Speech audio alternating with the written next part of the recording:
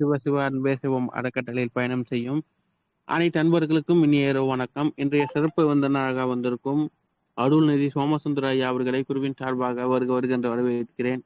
ஐயா, தலைப்பு சொல்லி ஸ்டார்ட் பண்ணிக்கோங்க. நன்றிங்க ஐயா. வாழ்க வளமுடன். தகைமைசால் ஆன்மநேய உள்ளங்களே,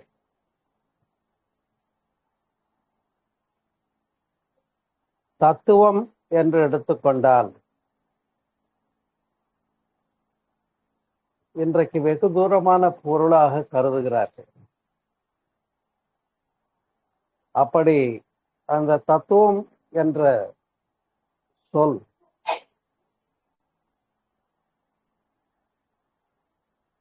விளங்கிக் கொள்ள வேண்டும் என்றால் நீ யார் நான் யார் என்ற ஒரு சிந்தனையை கையில் எடுத்தால் உரிய முறையில முழுமையான விளக்கம் கிடைக்கும். அப்படிப்பட்ட ஒரு சிறப்பான தலைப்பில் இன்றைக்கு சிந்திக்க இருக்கிறோம். குறிப்பிட்டது போல தத் என்றால் அது, தத்துவம் என்ற சொல்லிலே தத் என்றால் வடமொழியிலே அது ஆகிய மெய்ப்பொருளை குறிக்கும். துவம் என்றால் நாமாக என்ற பொருளிலே வரும். எனவே நான் யார் நீ யார் என்ற ஒரு சிந்தனையை கையில் எடுப்போமே என்று சொன்னால்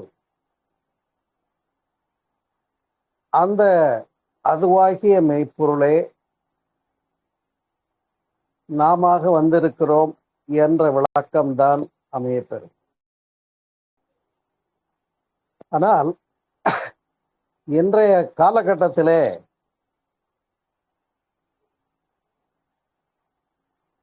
இந்த கேள்வியை நமக்கெல்லாம் முன்வைத்து விளங்க பண்ணியவர் திருவண்ணாமலை பகவான் ஸ்ரீ ரமண மகரிஷிகள் என்பதை அறிவோம். அப்படி பகவான் ரமணர் கொடுத்த ஒரு விசாரணை தான், தத்துவ விசாரணை தான் நீ யார் நான் யார் என்பது. இன்றைக்கு எத்தனையோ பேர் ஆன்மீகத்தை பொறுத்த வரையிலே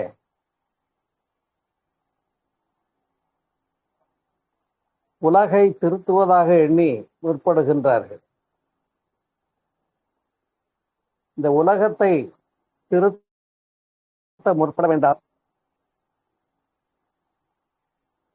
நான் யார் என்று வினா எழுப்பி நீ அறிந்து கொள் என்று சொன்னது பகவான் ரமணருடைய தனிச்சிறப்பு. இன்னும் சொல்ல போனால் இது ஒரு மிக முக்கியமான, மிகவும் ஆழமான ஒரு சிந்தனைக்குரிய தலைப்பு என்று சொன்னால் மிகையாகாது. ஏனென்றால் வேதங்களும் கூட தத்துவமசி என்றுதான் சொல்லுகிறது, அது நீயானா என்றுதான் சொல்லுகிறது. தத் என்றால் அது, துவம் என்றால் நீ, அசி என்றால் ஆனாய். ஏன் இந்த வார்த்தையை சிந்திக்க முடிகிறது, தேவைப்படுகிறது என்று சொன்னால் திருக்குறள் மிக அழகாக சொல்லுகிறது. பொருளல்லவற்றை பொருளென்று உணரும் மருளானாம் மானா பிறப்பு என்று வள்ளுவரும் குறிப்பிடுகிறார். அந்த வகையிலே பொருள் மெய்ப்பொருள் என்று பிரித்து பேசுகிறார்கள். அறியப்பட வேண்டிய ஒரே பொருள், நாம் இன்றைக்கு உலகத்திலே எத்தனையோ பொருளை தேடிய வாழ்க்கை ஓட்டத்தை ஓடிக்கொண்டிருக்கிறோம் என்று சொன்னால் இந்த தேடுதலிலே பயனில்லை. பொருள் அல்லவற்றை தேடி நிற்கின்றீர்கள். பொருளாகிய அந்த மெய்ப்பொருளை உணர்ந்து கொள்ளுங்கள் என்று விளங்க உரைத்தது. அதுதான் தனிச்சிறப்பு. வள்ளுவம் அதனை அழுத்தம் திருத்தமாக பேசுகிறது. பொருளல்லவற்றை பொருளென்று உணரும் மருள் என்று சொல்லுகிறார். மருள் என்றால் விளங்காத நிலை என்று பொருள். அப்படி ஒரு விளக்கத்தை பெற வேண்டும் என்று சொன்னால் நமக்குமே ஒரு நேரங்கள்ல இந்த கேள்வி வந்திருக்கும். நான் ஏன் பிறந்தேன், என்ன ஆக போறேன், இந்த உலகத்திற்கும் எனக்கும் முழுமுதல் காரணம் என்ன, முழு முதல் காரணம் என்ன? இந்த சிந்தனை எழாமல் இருக்க முடியாது. அதாவது நான் ஏன் பிறந்தேன், என்னுடைய பிறவியினுடைய நோக்கம் என்ன, இத்தகைய வினாக்களை எழுப்பி திரும்பி உனக்குள்ளே பார்க்க சொன்னதுதான் தத்துவத்தினுடைய தனிச்சிறப்பு.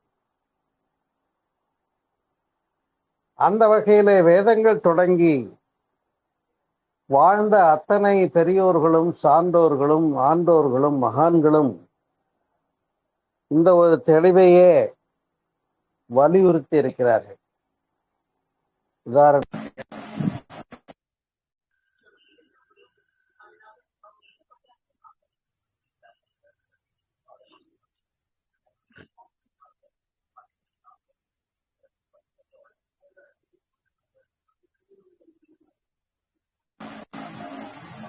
அழைக்கிறார்.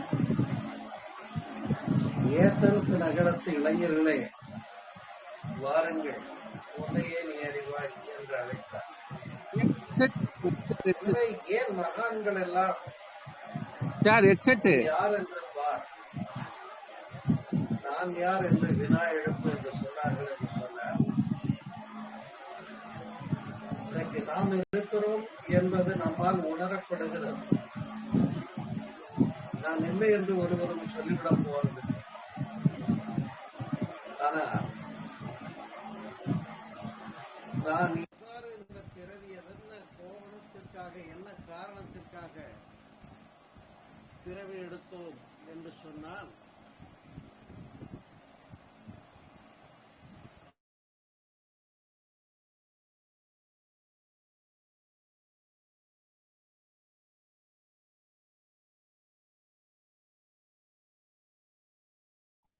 கனெக்ட் ஆகி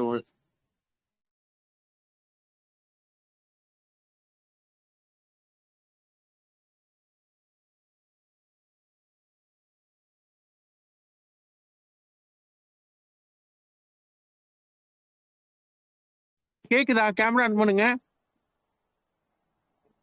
ஐயா கேக்குதா? தம்பி ஏதோ பண்ணிட்டா போல. ஆமா ஆமா ஆமா கனெக்ட் இப்ப முதல்ல இருந்து தொடங்கணுமா, இப்ப அப்படியே கண்டினியூ பண்ணலாமா? பண்ணிக்கோங்க, அப்படியே கண்டினியூ பண்ணிக்கோங்க. சரி.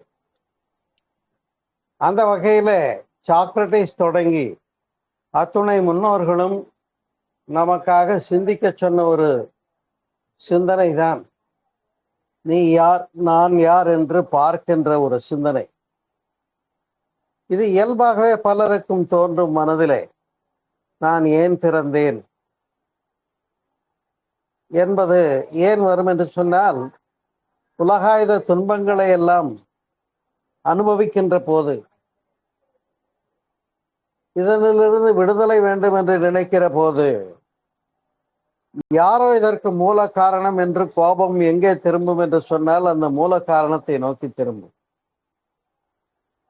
அப்பத்தான் நான் யார் என்ற விசாரணை, நாம் எங்கிருந்து வந்திருக்கிறோம் என்ற ஒரு விசாரணை தேவைப்படுகிறது. ஆனால் இங்கே ஒரு அழகிய முக்கோணத்தை சிந்திக்கலாம், சந்திக்கலாம். அந்த முக்கோணம் என்ன என்று கேட்டால், அன்பு உள்ளங்களே, நாம் இந்த உலக தோற்றம், இதன் முழுமுதற் காரணமாகிய அந்த பேராற்றல், இந்த மூன்றும் தான். இதை சைவ சித்தாந்தமும் கூட பதியாகிய இறைவன், பசுவாகிய ஆன்மா, பாசமாகிய இந்த உலகம் என்று பதி பசு பாசம் என்று முப்பொருள் உண்மையை உணர்வதற்காக பேசுகிறது. அன்பு உள்ளங்களை,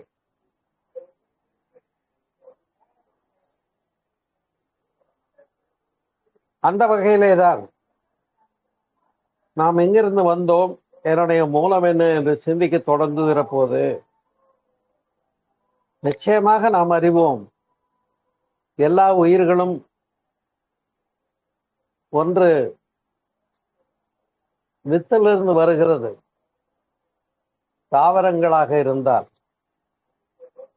விலங்குகளாக இருந்தால் முட்டையிலிருந்தும் விந்திலிருந்தும் வருகிறது என்பதை அறிவோம். அதைத்தான் நாத விந்து கலாதி நமோ நமோ என்று அருணகிரிநாதரும் பாடுகிறார்.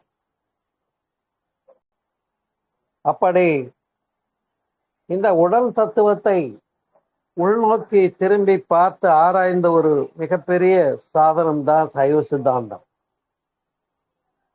இந்த சைவ சித்தாந்தத்தை எடுத்துக்கொண்டோமே என்று சொன்னால் மிக அழகாக 96 தத்துவங்களாக பிரித்து பேசுகிறார்கள்.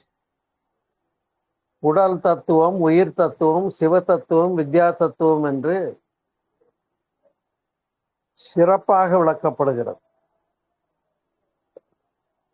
அப்படிப்பட்ட சைவ சித்தாந்தம் என்று சொல்லக்கூடியது ஒரு மிகப்பெரிய கடல் என்று சொல்லலாம்.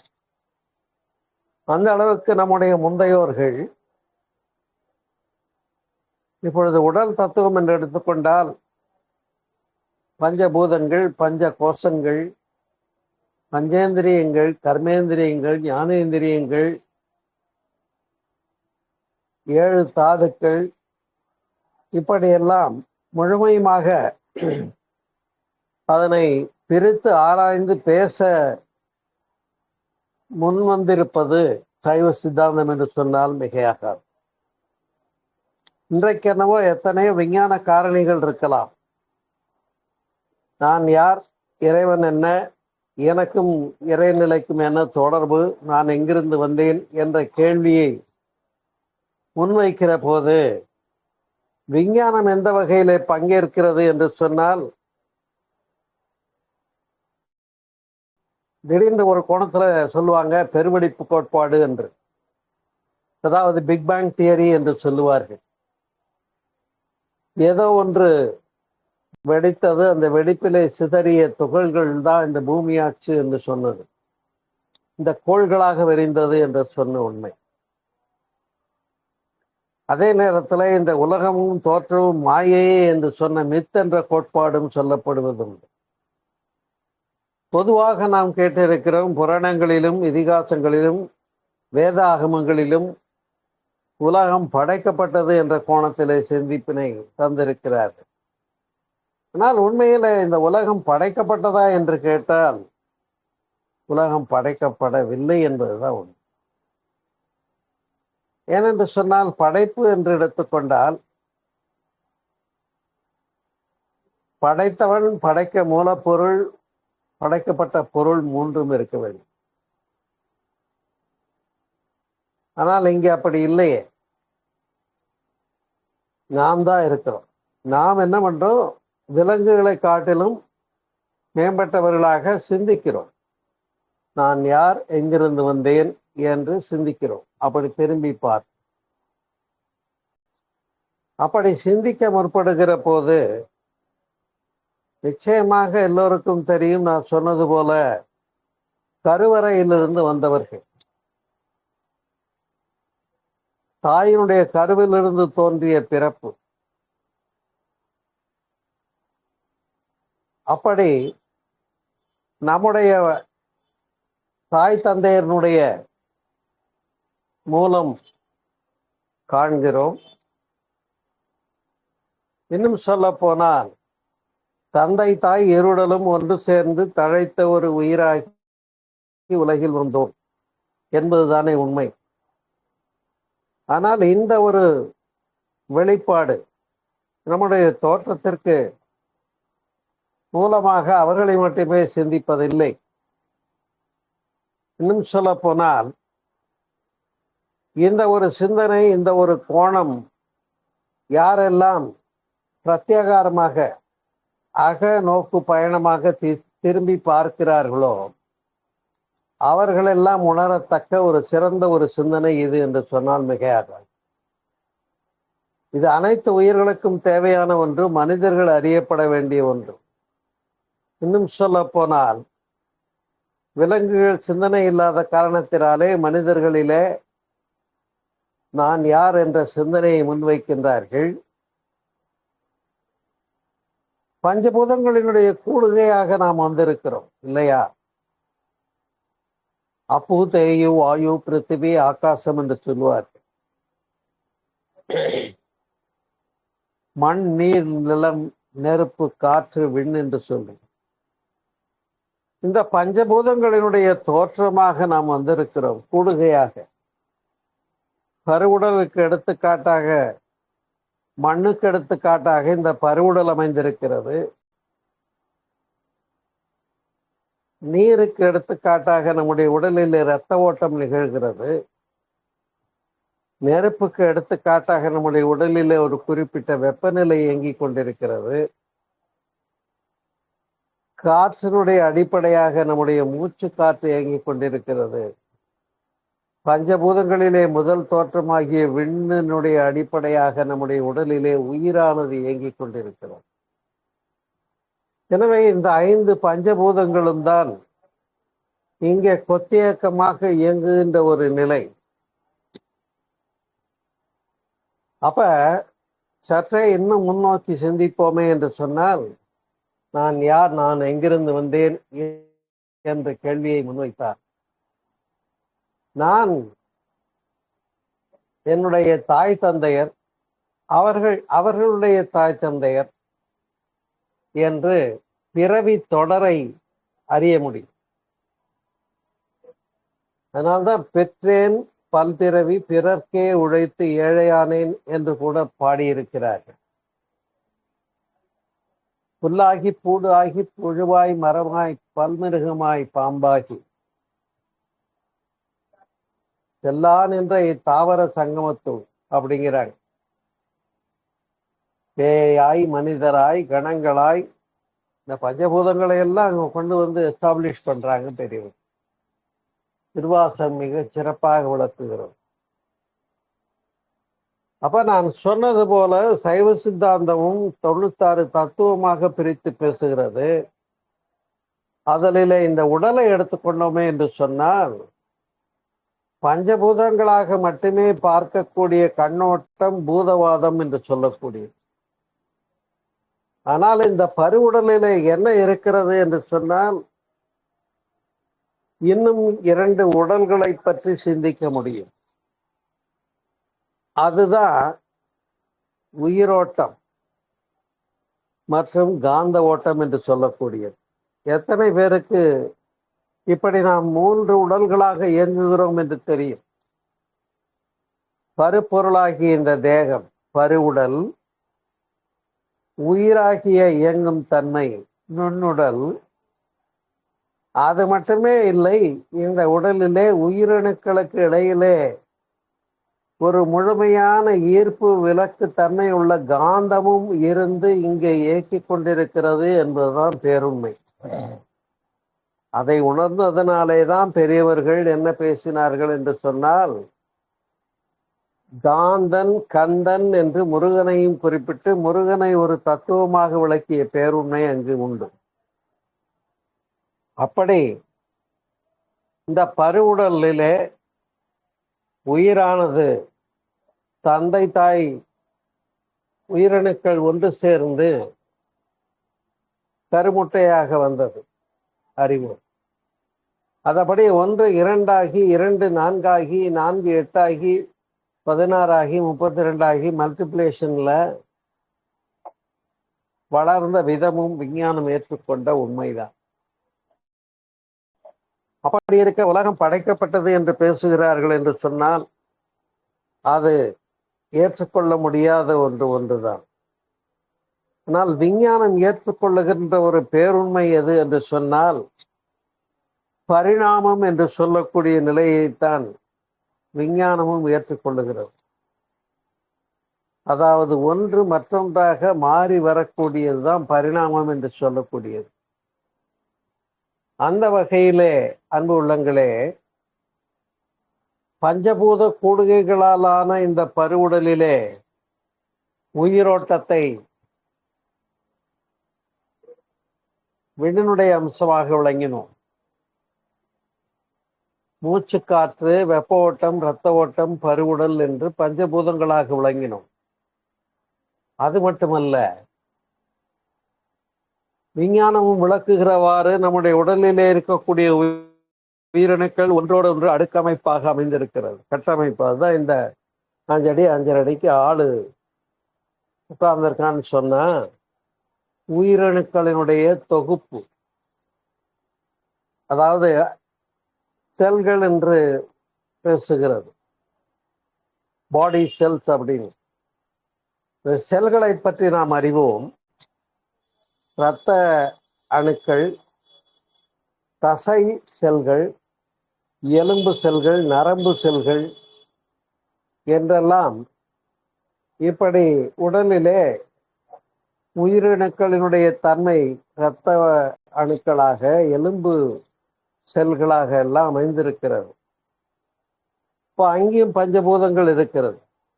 இந்த செல் என்று சொல்லக்கூடிய ஒரு கட்டமைப்பை எடுத்துக்கிட்டோம்னு சொன்னா, இது அப்படியே நம்முடைய வரையிலே தொடங்குகிறது. தாவரங்களிலே தொடங்கி அமீபாவிலே தொடங்கி பாருங்க, அதுதான் பெரிய சிறப்பு. ஏன்னா இந்த மனிதர் மட்டுமே இங்க உட்கார்ந்து நான் யார், நான் எங்கிருந்து வந்தேன்னு தெரியும் பார்க்கிறோம்.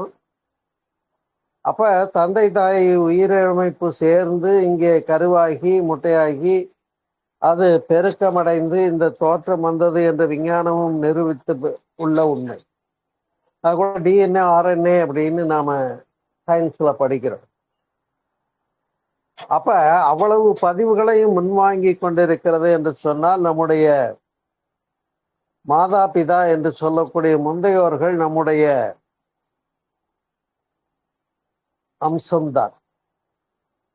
அவர்களுடைய பண்பு நமக்கு வந்திருக்கிறது இல்லையா? குணப்பதிவுகள், நோய் பதிவுகள், புலன் பதிவுகள், பழக்க பதிவுகள் எல்லாமே முந்தையோரிடத்திலிருந்து வந்திருக்கிறது.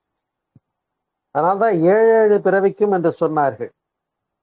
இந்த 7 பிறவிங்கிறது எது அப்படின்னு கேட்டீங்கன்னா, அன்பு உள்ளங்களே, நாம் நம்முடைய தாய் தந்தை 3 பேராச்சா, தாயினுடைய தாய் தந்தை 5 பேர், தந்தையினுடைய தாய் தந்தை 7 பேர். ஏன் இதனை சிந்திக்க வேண்டும் என்று சொன்னால், நம்முடைய பதிவுகள் ஒரு தலைமுறையிலே ஒடுங்கியிருந்து வெளிப்பட்டது. அப்ப தாத்தாவினுடைய பதிவுகள், பாட்டியினுடைய பதிவுகள் எல்லாம் அவங்க குழந்தைங்க கிட்ட அடங்கி இருக்கும், வெளிப்படாது. இது ஜெனடிக்கல் சயின்ஸ், விஞ்ஞானமும் ஏற்றுக்கொண்ட உண்மை. ஒரு தலைமுறையில அடங்கி ஒடுங்கி இருந்து அந்த பண்புகள் அடுத்த தலைமுறையில எழுச்சி வரும். அதனால்தான் தாத்தாவோட பேரை பேரனுக்கு வைக்கிறதுங்கிறது. எனக்கு கூட பேர் சோமசுந்தரம்னு வச்சிருக்காங்கன்னு சொன்னா, எங்க தாத்தாவோட பேரை தான் எனக்கு வச்சாங்க. அதனால்தான் பேரன் என்று சொல்வார்கள். அப்ப இந்த தாயினுடைய தாய் தந்தை, தந்தையினுடைய தாய் தந்தை மற்றும் தாய் தந்தையர் நாம் வரையிலே 7 பிறவி கணக்காகுதான். அதே போல நமக்கு பின்னால வர்ற பிறவியும் முன்னேழு பிறவி, பின்னேழு பிறவி என்று பேசினார்கள். இதான் 7 ஜென்மங்களுக்கும் என்று சொன்னார்கள். இது ஒரு தெளிவான கருத்து, மறுக்க முடியாது. அப்படி அப்ப அந்த தாத்தா பாட்டி எங்க இருந்து வந்தாங்க? அவங்க அப்பா அம்மா கிட்ட இருந்து. அவங்க எங்க இருந்து வந்தாங்க? அவங்க அம்மா அப்பா கிட்ட இருந்து. அவங்க எங்க இருந்து வந்தாங்க? அவங்க அம்மா அப்பா கிட்ட இருந்து. அப்ப இப்படியே முன்னோக்கி சிந்திப்போமே என்று சொன்னால் இதுவரையிலே செல்ல முடிகிறது? அன்புள்ளங்களே, முதல் மனிதன் என்று சொல்வார்களே, உதாரணமாக பைபிளும் பேசுகிற ஆதாம் ஏவாள் வச்சுக்கோ. அப்ப அந்த முதல் 2 பேரு அதிலிருந்து தான் வழித்தோன்றல் ஏற்பட்டது. இப்ப நாம் வரையில விரிந்து வந்திருக்கிறோம். ஆனால் இந்த முதல் மனிதனுக்கும் முன்னதாக அதை விஞ்ஞானம் தெளிவாக பேசுகிறது. பஞ்சபூத தன்மைகள் நம்முடைய உடலிலே செல்களிலே திடப்பொருளாக, நீர்மை பொருளாக, வெப்பமாக, காற்றோட்டமாக, உயிரோட்டமாக நிகழ்ந்திருக்கிற போதவே எல்லா உயிர்களிலும் உள்ளது, தாவரங்கள் வரையிலே உள்ளது என்று கணிக்கிற போது அந்த வரிசை ஒழுங்கை உணர முடிகிறது. அதுல விஞ்ஞானம் நமக்காக முன்வைத்த ஒரு பெரிய சிந்தனை என்னன்னா, குரங்கிலிருந்து பிறந்தவன் மனிதன் என்பது. கூட நாம அனுமார் ஆஞ்சநேயர்னு வழிபடுகிறோம். ஆனா குரங்கிற்கும் மனிதனுக்கும் சிமிலாரிட்டி இருக்குங்கிறத மறக்க முடியாது. நிரூபிக்கப்பட்ட உண்மை. நீங்கள் அறிவீர்கள், டார்வின் கோட்பாடு என்று நாம் அறிந்திருக்கிறோம். டார்வின் கோட்பாடு என்ன சொல்லுது? குரங்கிலிருந்து பிறந்தவன் மனிதன் என்று. இப்ப வேற வழியே இல்லை, அதை நாம் ஏத்துக்கத்தான் வேணும். நிரூபிக்கப்பட்ட உண்மை. அன்பு உள்ளங்களே, இதனுடைய இன்னொரு விஷயத்தை தான் பிரிச்சு நம்முடைய கலாச்சாரத்திலே தசாவதார தோற்றத்தை வரிசைப்படுத்தி பார்த்தோமே என்று சொன்னால் தெளிவாக விளங்கும். எப்படி திருவாசகத்திலே புல்லாகி பூடாகி புழுவாய் மரமாய் பல்மிருகமாய் பாம்பாகி மனிதராய் தேவராய் பேயாய் கணங்களாய் என்றெல்லாம் சொன்னார்களே, அதுபோல அந்த எவல்யூஷனை தான் இங்க தசாவதாரமும் எடுத்து இயம்புகிறது இல்லையா? மச்சாவதாரம், நீரிலே உயிரினம் தோன்றியது. இந்த நீரிலே உயிரினம் தோன்றியது என்ற ஒரு கருத்தை விஞ்ஞான அடிப்படையில ஆய்வதற்காக ஆய்வுக்கூடங்களை அமைத்தார்கள், சிந்தித்தார்கள். அப்படி அவர்கள் சிந்தித்த போது அவர்கள் புரிந்து கொண்ட ஒரு பேருண்மை என்ன என்று சொன்னால், ஏதோ ஒரு வகையில பஞ்சபூதங்கள் வரையிலே தான் தோன்றி இருந்தது. அந்த தோற்றத்துல திடீர்னு ஒன்று எப்படி வந்தது என்பதுதான் மிக மிக சிந்திக்க வேண்டிய ஒரு விஷயமாகும். அந்த உயிர்கள் எப்படி வந்தது என்பதை பற்றி விஞ்ஞானிகள் சிந்தித்தார்கள். அவர்கள் சிந்தித்தவாறு என்னன்னு சொன்னா,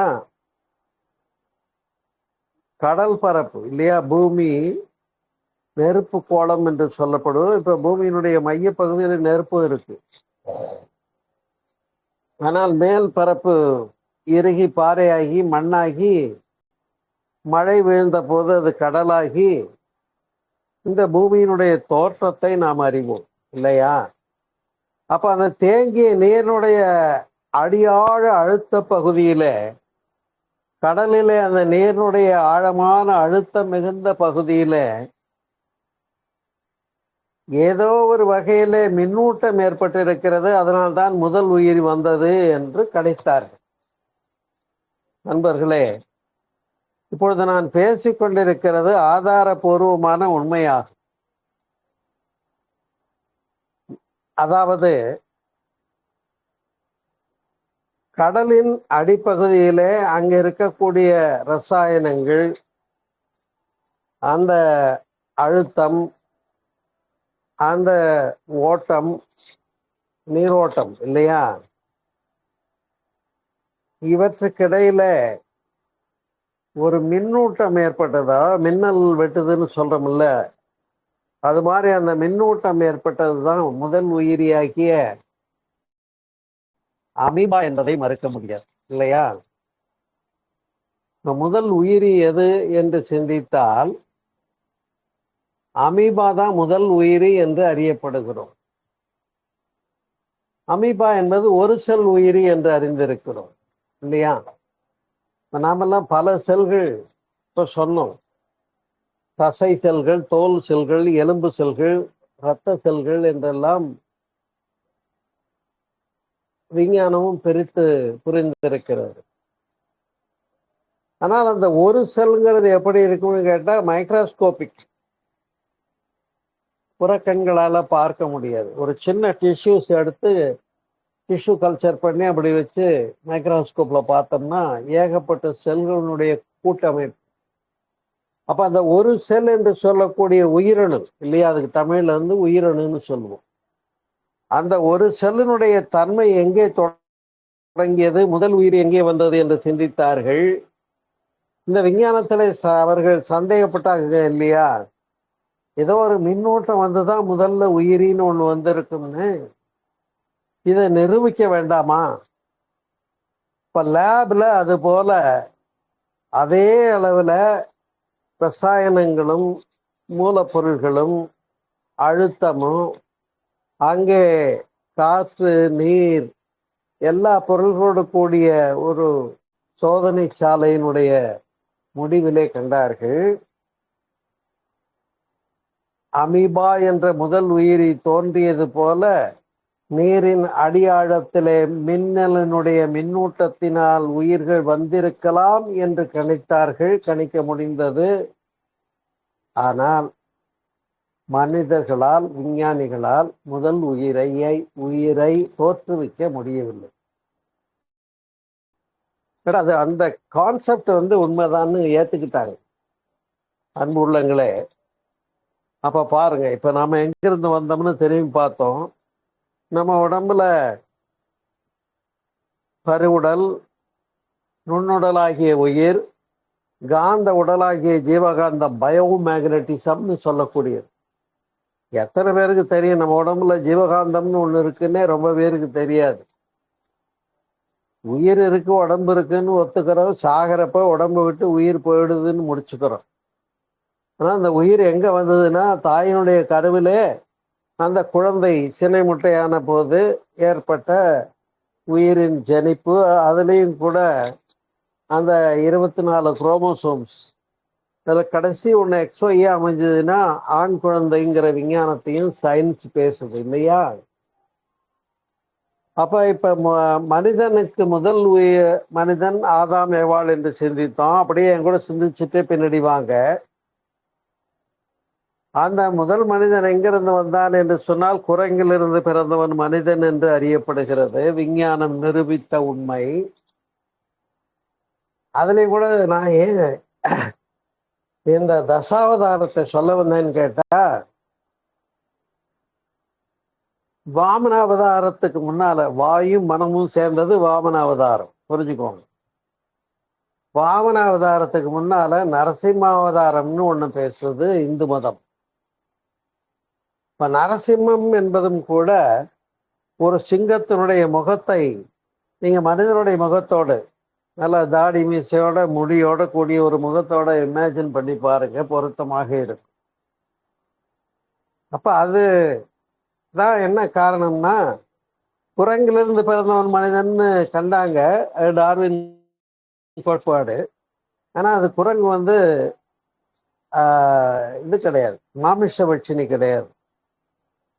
இப்ப அதுக்கு அந்த கனிபாலிக் ஸ்பெசி ஒண்ணு சேர்ந்திருக்கணும். அது எதுன்னா சிங்கம் என்று சிந்தித்ததுதான் இந்து மதத்தினுடைய பேஸ், அடிப்படை. அதனால்தான் மச்சாவதாரம் கடல்ல நீர்ல உயிர் வந்ததுன்னு சொன்னேன் இல்லையா? இப்போ ஒரு செல் உயிரி அமீபா, அப்புறம் பல செல் உயிரி ஜெல்லி, பரணி, பாஸ். நானும் படிச்சிருக்கேன், நீங்களும் சயின்ஸ்ல படிச்சிருக்கீங்க. இப்ப தாவரங்கள் வந்தது. நீர் வாழ்வன, நீர் நில வாழ்வன என்று எடுத்துக்கொண்டால் சிறந்த உதாரணம் ஆமை. ஆமைகள் கடலிலே வாழும், 100 ஆண்டுகள் கூட வாழும். ஆனா அது முட்டையிடுவதற்காக கரைக்கு வந்துதான் முட்டையிடும் இல்லையா? நாம் அறிந்திருக்கிறோம்.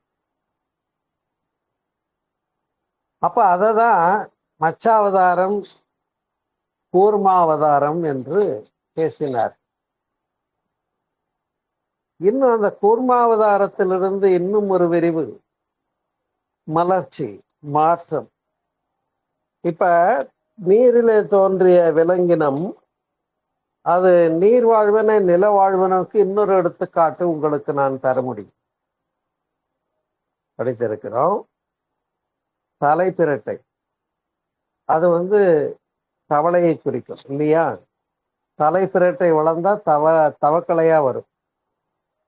இந்த தவளை என்று சொல்லக்கூடியது தலைப்பிரட்டையாக இருக்கிற போது மீன் போல செவில்களால் சுவாசிக்கும். அது கரைக்கு வருகிற போது அதற்கு நுரையீரலும் உண்டு, சுவாசம் கொள்வதும் உண்டு. தவளை விலங்கினங்களைப் போல நீரிலிருந்து வெளிவந்த பின்னே நுரையீரல் சுவாசமும் ஏற்படுகிறது என்பது நிரூபிக்கப்பட்ட ஒன்று. இப்ப இந்த அடிப்படையிலே தான் மச்சாவதாரம், ஆமை, கூர்மாவதாரம் இப்ப விலங்கினமாக பூமிக்கு வந்தாச்சு. வந்த உடனே அங்க ஏதாவது டேபிள் போட்டா சாப்பாடு இருக்கும், இல்ல மேல இருக்கிற தாவரங்களையும் பழங்களையும் பிரிச்சு சாப்பிட்ற அளவுக்கு அந்த விலங்கினத்துக்கு இம்ப்ரூவ்மெண்ட் இருக்குமா? இருக்காது. இப்போ வந்த உடனே அது மண்ணை தோண்டி மண்ணுக்குள்ளே இருக்கக்கூடிய தாவரங்களுடைய வேர்களை, கிழங்குகளை தின்றது. அததான் வராக அவதாரம் என்று பன்றியாக இந்து சமயம் பேசுகிறது. வராக மூர்த்திங்கிறீங்க, வராகின்னு சொல்றீங்க, போற்றுறோம், வணங்குறோம். அது என்ன? பன்றியாக அவதரித்த மலர்ந்த உண்மை. எனவே அப்புறம்தான் விலங்குகளுக்குள்ளே சிறப்பான இந்த பக்கம் ஆஞ்சநேயரையும் பேசுறோம், அந்த பக்கம் நரசிம்மாவதாரத்தையும் பேசுறோம். அதுக்கப்புறம் வாயும் மனமும் சேர்ந்த மனிதன் வந்தாச்சுங்கிறதையும் அறிந்து கொள்ள முடிகிறது. அதற்கு மேல அப்புறம் ராமாவதாரம், கிருஷ்ணாவதாரம், கல்கி அவதாரம் என்ற வரிசையை நான் உங்களுக்கு சொல்ல தேவையே இல்லை.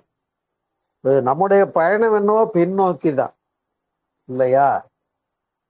அப்ப இப்ப நாம நான் எங்கிருந்து வந்தேன்னு நான் கேள்வி கேட்டேன், நீங்க கேட்டீங்க, நீங்க யார், நான் யார்? இந்த சிந்தனையினுடைய தொடர்ச்சியிலே காண்கிறோம். நான் என்னுடைய தாயினுடைய கருவிலிருந்து வந்தேன், தந்தையினுடைய உயிர் சேர்ந்து முட்டையாகி வந்தேன், நான் தாய் தந்தையரிடமிருந்து வந்தேன், அவர்கள் அவர்களுடைய தாய் தந்தையர் என்று எண்ணிக்கொண்டே போகிற போது முதல் மனிதன் ஆதாம் எவாள் வரையிலே செல்ல முடிகிறது சிந்தனையினால். அத்தகைய முதல் மனிதனும் கூட குரங்கிலிருந்து பிறந்தவன் மனிதன் என்பதை விஞ்ஞானமும் நிரூபித்து விட்ட காரணத்தினாலே ஐயரியுடைய உயிரிலிருந்து ஆறருடைய மனிதன் வந்தான் என்பதிலே பிழை ஏதும் இல்லை என்பது நிரூபிக்கப்பட்ட உண்மைதானே. இப்ப இந்த இடத்துல எது அடிபட்டு போகுதுன்னு சொன்னா, ஆண்டவன் படைச்சான், என்கிட்ட கொடுத்தான், அந்த வார்த்தை நிற்கவில்லை. அப்ப உலகம் படைக்கப்படவில்லை, பரிணாமத்தால் வந்தது என்பதை விஞ்ஞானமும் ஏற்றுக்கொள்ளுகிறது. நம்முடைய இந்து மதமும் தசாவதாரத்தின் மூலமாக அதைத்தான் விளக்குகிறது. இதுவரையில தசாவதாரம்னு படம் பார்த்திருப்போம், ஆனா அதை வரிசையா கூட சொல்ல தெரியாது. மச்சாவதாரம், கூர்மாவதாரம், வராக அவதாரம், நரசிம்மாவதாரம், வாமனாவதாரம், ராமாவதாரம், பலராமாவதாரம், கிருஷ்ணாவதாரம் என்றெல்லாம் வரிசைப்படுத்தி அழகு பாருங்களேன். இவ்வளவு தூரம் நான் எங்கிருந்து வந்தேன் என்று வினா எழுப்பி, இங்க பருவுடல் என்பது இந்த உயிர் பிரிந்து விட்டால் இது பஞ்சபூதங்களாக பிரிந்து விடுகிறது என்பதையும் உணர்ந்தவர்கள் தான் நம்முடைய இந்து சமயத்தினுடைய முந்தையவர்கள், பெரியவர்கள், பெருமைக்குரியவர்கள், சிதர்கள். அப்ப அவங்க இந்த போட்ட கணக்கு தான் தெளிவான ஒண்ணு. அதனாலதான் உயிரை வெண்ணினுடைய தன்மை என்று சொன்னார்கள். அந்த உயிர் எதனுடைய அம்சம்னு பார்த்தோம்? வெண்ணினுடைய அம்சம் உயிர்னு பார்த்தோம். பெண்ணுக்கு மற்றொரு பெயரை அறிவோம், ஆகாசம் என்று. இந்த ஆகாசம் மேலேயும் இருக்கு பிரபஞ்சத்துல, மாற்று இல்லை. ஆனா இங்க உயிராக இருக்கிறதோ ஆகாசத்தினுடைய பண்புதான். இதை சித்தாகாசம் என்று சொன்னார்கள். அதனை மகாகாசம் என்று சொன்னார்கள். அந்த மகாகாசம் ஆகிய பேருண்மைக்குரிய இறைநிலையே வெட்டவெளி என்றும் சொன்னார்கள். அந்த வெளியை உள்ளடக்கிய இயங்கிய தன்மை நுண்துகளாச்சு. நுண்துகளினுடைய தொகுப்பு, அசோசியேஷன் ஆஃப் எனர்ஜி பார்ட்டிகிள், அதுதான் பஞ்சபூதங்களாச்சு. அப்ப விண் தொடங்கி காற்று, வெப்பம், நீர், மண், இந்த வந்த வரிசை தெரியுமா இல்லையா? இதுல கடைசியா எது வந்தது? மண் என்ற கெட்டி பொருள். அதற்கு முன்னால நீர். நீரை தண்ணியை அடுப்புல வச்சு கொதிக்க வச்சு பார்ப்போம். வெப்பத்தை கொடுத்தோம்னா அது ஆவியா மாறிடும். காற்றினுடைய அம்சம் அதுல இருக்கு. இன்னும் சொல்ல போனா நீருக்கு ரசாயன பெயர் H2O சொல்லக்கூடியது. ஹைட்ரஜன் 2 அணுக்களும் ஆக்சிஜன் 1 மடங்கும் ஒரு குறிப்பிட்ட வெப்பநிலையில் ஆனோட் கேத்தோடு சேரும்போது நீரை லேப்ல உற்பத்தி பண்ண முடியும் என்று கண்டார்கள். பட் இட் இஸ் காஸ்ட்லி, அதனால செய்யணும். நீங்களும் மறுக்க முடியாது, நானும் மறுக்க முடியாது. இப்ப நாம என்ன பண்றோம்? நீ யார், நான் யார்னு கேள்வி கேட்டு திரும்பி பார்க்கிறோம். முதல் மனிதன் வரையில சிந்திச்சோம். முதல் மனிதனுக்கு முன்னால விலங்குகள், விலங்குகள்லையும் மனிதனுக்கு பகுத்தறிவு உண்டு, விலங்குகளுக்கு ஐயறிவோட முடிஞ்சு போகுது. இன்னும் 4 அறிவு, 3 அறிவு, ஈரறிவு, ஓரறிவுடையது எதுவும் சொல்லுங்க பார்ப்போம். தாவரம் என்பதிலே மறுப்பு இல்லை. இப்ப தாவரங்களுக்கு அந்த ஃபீலிங், தொடு உணர்வு மட்டும் உண்டு. உதாரணத்துக்கு தொட்டாச்சு நீங்க செடி தெரியும். இது விஞ்ஞானமும் நிரூபித்து விட்ட உண்மை. எது? தாவரங்கள் உணர்தலுக்கு உட்பட்டவை என்று நிரூபிச்சு காட்டிட்டாங்க. நடக்க முடியாது. அப்போ உயிர்னு ஒண்ணு வந்த பின்னாலே, அமீபாவாக வந்த பின்னாலே அதுக்கு ஆற்றல் தேவைப்பட்டது. அதுவே ஒரு பக்கம் பிரிஞ்சு அங்க உள்ள தொழில்கள் உள்ள வாங்கிச்சு. அதை எதை டைஜஷன் பண்ண முடியுமோ பண்ணிக்கிச்சு. அப்படியே பிரிஞ்சு கழிவு உறுப்பு கிடையாது, வேண்டாத வெளியே தள்ளுச்சு. இப்ப வாய் தனியா இல்லை, கழிவு உறுப்பு தனியா இல்லை. இதுல இருந்து என்ன அறியப்படுகிறோம்? அப்போ உயிரினங்கள்ல முதல்ல வந்தது அமீபா தான்ன்றது அறியப்படுகிறோம். அமீபாவிலையும் ஒரு செல் அமைப்பு இருக்கு, ஒரு செல் தான். அதுலயும் கெட்டி பொருள் இருக்கு, நீர்மை இருக்கு, வெப்பம் இருக்கு, காற்றும் இருக்கிறது, விண்ணினுடைய அம்சமாகிய உயிரும் இருக்கிறது. இப்ப பாருங்க, உயிரில்லாத பஞ்சபூதங்களைத்தான் அறிந்திருந்தோம். அதுல உயிர் எப்படி வந்ததுன்னு பார்க்கிறோம். அதுல முதல் உயிரி அமீபா என்பதையும் விஞ்ஞானம் நிரூபித்த உண்மை. நீங்களும் மறுக்க முடியாது, நானும் மறுக்க முடியாது. நீங்க இல்லைன்னு ஏதாவது கேஸ் போடுங்க பார்ப்போம். முடியாது. அப்ப பலுசல் உயிரி பேரணி பாசி வந்தது, தாவரங்கள் வந்தது. அதுல அப்புறம் மச்சாவதாரம் மீன் வந்தது. இந்த வரிசையை முதல்லயே சிந்திச்சிட்டோம். எனவே அந்த வெளியாகிய ஆகாசம் என்று சொல்லக்கூடியது, அதனை சிவம் என்று கண்டார்கள் நம்முடைய இந்து கலாச்சாரத்திலே. அதுக்கு உருவம் ஒன்றுமில்லை, அருவமும் தானே அது என்பதனாலே அரூபாரூபமாக மொட்டை முழுக்குன்னு சிவலிங்கத்தை கொடுத்தாங்க. எனவே உருவமில்லாத அந்த வெளியை இறை பொருளாக கண்டார்கள். அந்த வெளி தற்சுழற்சி ஏற்பட்டதனாலே பரமாணு உண்டானது என்பதை விஞ்ஞானமும் ஏற்றுக்கொள்ளுகிறது. எப்படி? இறைவெளியே தண்ணீருக்க சூழ்ந்தழுத்தும் ஆற்றல், இதன் தெளிவு மடிப்பு விழ சுழலும் நுண்விண்ணாம். இந்த நுண்விண் என்ற வார்த்தை பரமாணு என்று பேசுகிறார்கள். வேதாதிரி மகரிஷி இந்த கவியிலே இதனை நிரூபிக்கிறார். அப்ப அந்த நுண்விண் என்று சொல்லக்கூடிய த லீஸ்ட் ரெலிங் பார்ட்டிகிள் அது எங்க இருக்கு? ஆகாசத்திலே இருக்கு. ஈத்தர்னு பேரு. பூத பௌதீக பொருள்கள்ல நாம புஸ்தகம், இரும்பு, கல்லு, மண்ணு, கட்டை, அலுமினியம், தங்கம், எதை வேணா எடுத்துக்கோங்க. பிரிச்சுக்கிட்டே வந்தேன். கடைசி பார்ட்டிகள் என்ன? அணு இல்லையா? ஆட்டம் தான் லீஸ்ட் லாஸ்ட் பார்ட்டிகள். அந்த ஆட்டத்தையும் விளக்க முடியாதுன்னு நினைச்சிட்டு இருந்தாங்க ரொம்ப காலம்.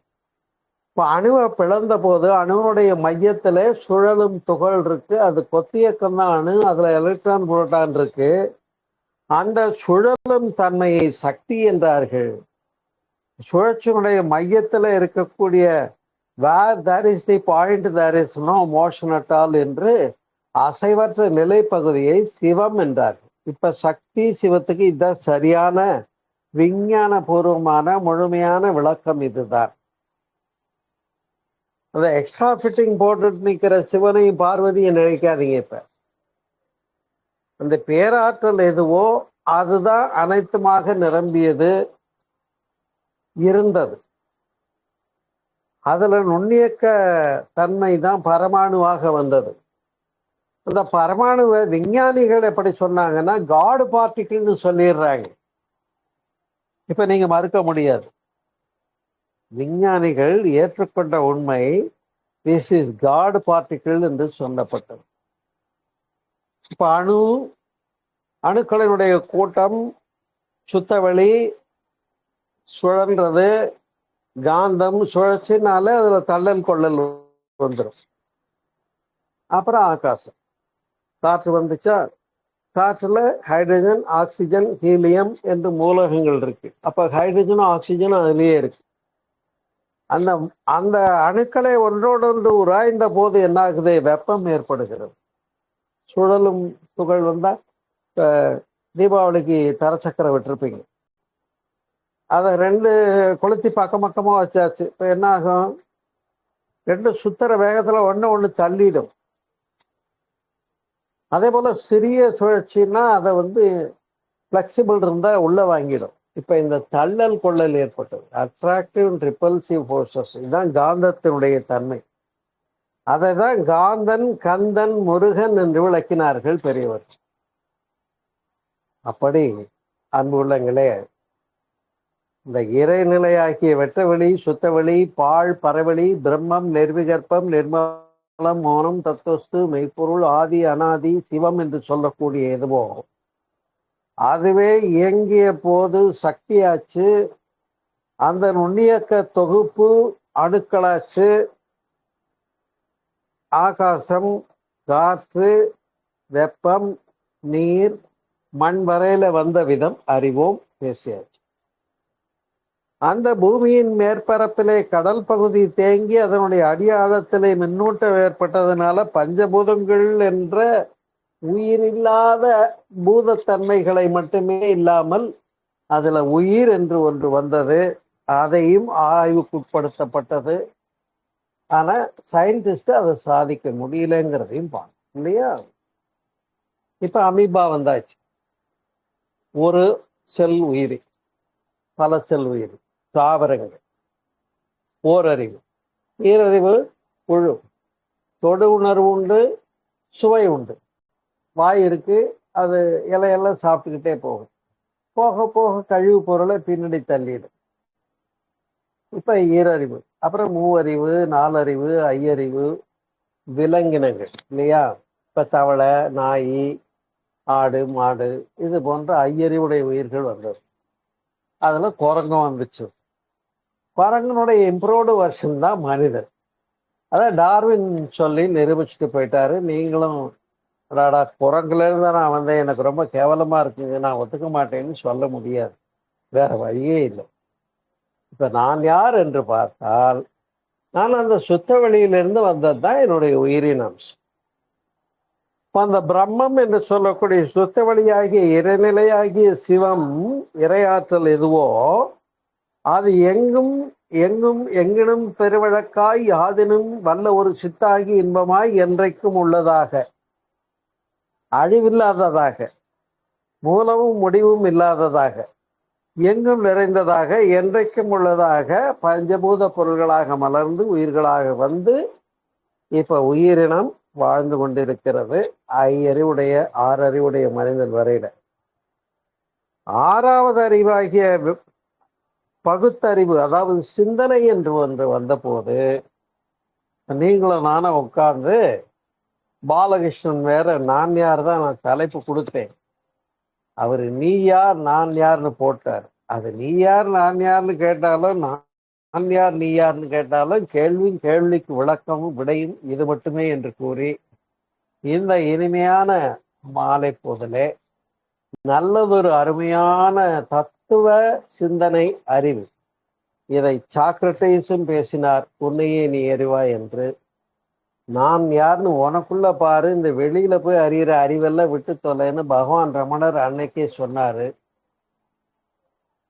நானும் இங்க பழனியில ரமண மந்திரம் என்ற அமைப்பினுடைய பொறுப்புல இருந்து நடத்தி கொண்டிருக்கிறோம். எனவே எல்லா மகான்களும் உள்ளே பார் என்று சொன்னது அகம் பிரம்மாஸ்மி, என்னுடைய உள்ளத்துள்ளே உள்ளான் இறைவன் என்பதுதானே தவிர கடவுளை வெளியில தேடி அலையிற வேலை இல்லை. யாராவது தப்பி தவறி கடவுளை வெளியே தேடினீங்கன்னா கடை உள்ளென்று திருப்பி கொடுங்க, அதுவே உரிய உரை.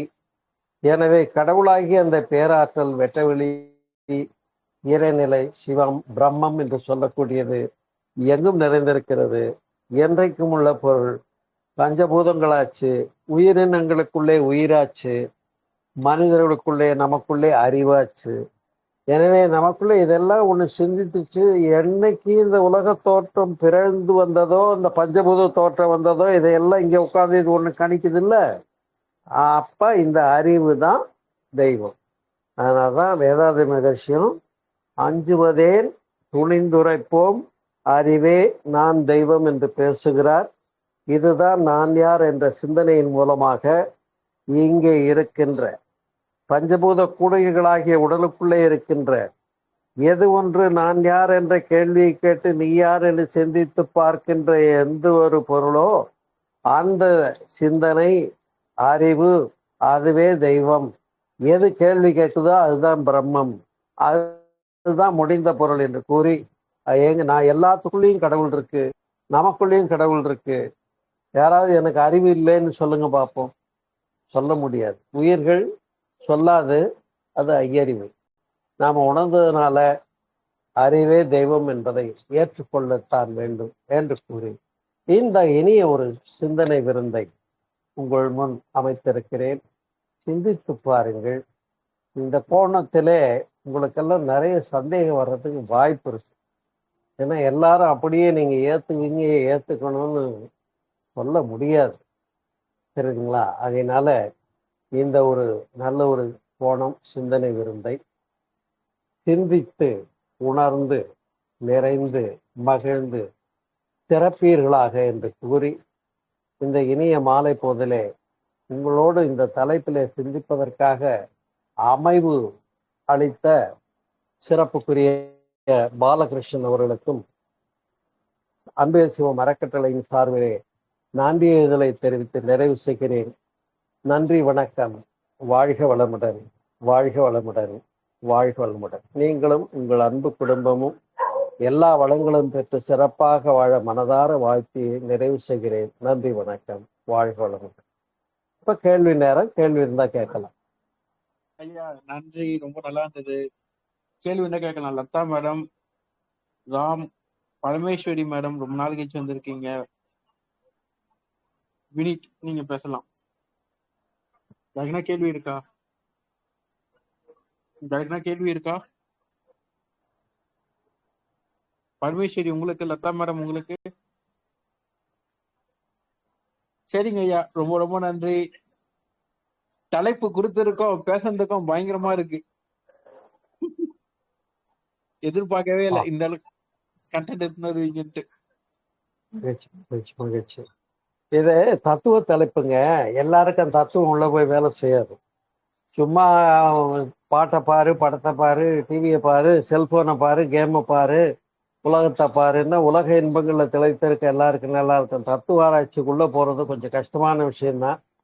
இருந்தாலும் என்னால் முடிந்த அளவுக்கு உங்கள் அனைவருக்கும், வினித் சார், ஈஸ்வரி, லதா அம்மா, ராமநாதன் எல்லாருக்கும் விளங்க பண்ணியிருக்கேன். தயவு செய்து நீங்க உங்களுக்கு புரியலைனாலும் பாலகிருஷ்ணன் கிட்ட என் நம்பர் இருக்கு, வாங்கிட்டு எனக்கு ஃபோன் பண்ணி கேளுங்க. பதில் சொல்ல கடமைப்பட்டிருக்கிறேன். நான் தெளிவாக உணர்ந்து பேசியிருக்கிறேனே தவிர நான் படிச்சுட்டு வாந்தி எடுக்கிற ஆள் கிடையாது. நான் கற்றதை அப்படியே ஒப்பிக்கிற ஆள் கிடையாது.